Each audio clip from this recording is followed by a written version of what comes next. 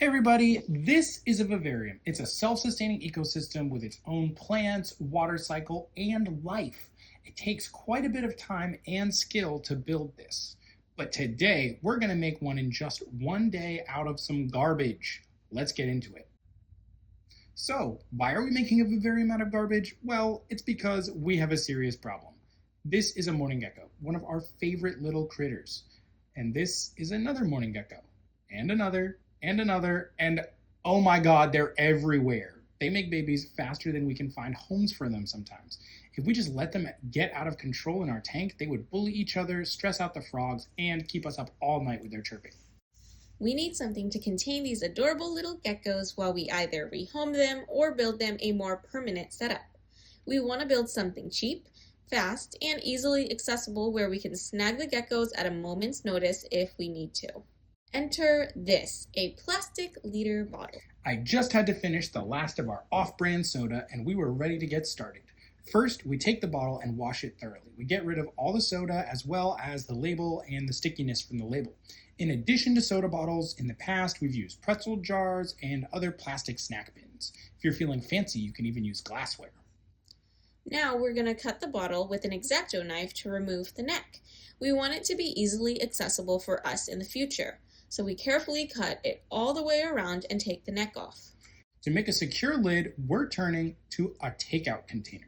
Most round takeout containers have a lid that happens to be almost the exact same size as a soda bottle. We cut all the way around the container to remove the lip where the lid attaches. Now, we can hot glue this in place on top of our plastic bottle. Once this is done, we should be able to use the takeout container lid as a removable lid for our plastic jar.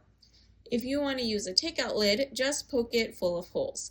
Alternatively, if you have fruit flies for anything, the lids to most fruit fly cultures fit right on top of a takeout container. And there you go, an easy and cheap breathable lid. With that, our container is done. Easy as pie. We used some damp sphagnum moss for substrate and stuffed it down to give us a thick 2-inch layer at the bottom of the bottle. This will double as our drainage layer. Water will still have room to pool in the lower parts of the moss, which will provide humidity for the geckos and moisture for the plants. Next, let's add a little food bowl. We took the bottle cap of our soda bottle and hot glued it to the side. This is just big enough that a normal, smaller water bottle cap fits nicely inside as disposable food dishes. We added a spare chunk of dragonstone for hardscape and piled some more sphagnum moss behind it. This should give them some more areas to hide and climb around.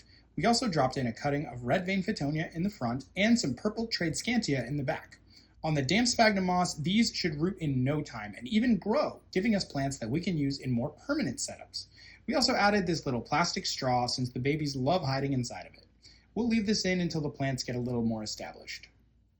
And finally, it's time to add some babies. We've got 2, and look how small they are. They are super cute.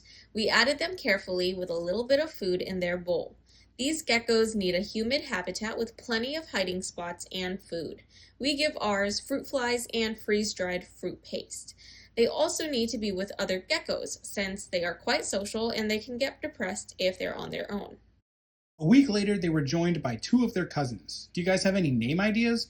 Drop them down below in the comments. These 4 have been living in harmony for about a month now, and we even left this jar for up to 2 weeks on vacation. Now that we're back, let's check in and see how the jar has evolved.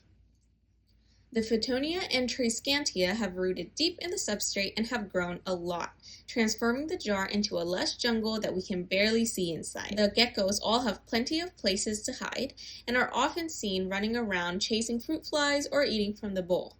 They aren't overcrowded yet, but as they grow, this tank obviously won't hold them for long. Mourning geckos are such amazing little creatures, and if you want to learn more about them, we'll be doing a deep dive next week, talking about their care, how to breed them, and more. This just goes to show you don't need hundreds of dollars to enjoy a little slice of nature. All you need is some garbage. Let us know if you've made any upcycled terrariums or vivariums, and what should we do with our new geckos? Should we try to find people who are looking to adopt, like we've done in the past, or should we make a new tank just for them? Jane's been wanting to do a Gundam-inspired tank. We hope this video inspires you guys to go out and make your own vivarium no matter how small. Thank you so much for watching, and if you enjoyed the video, don't forget to hit like and subscribe. And go ahead and follow us on our Instagram at Tangled Earth Vivariums. Send us a picture of your tank. Maybe we'll show off some of our subscriber tanks for a video. Alright, that's it for this one. We'll see you guys in the next video. Bye.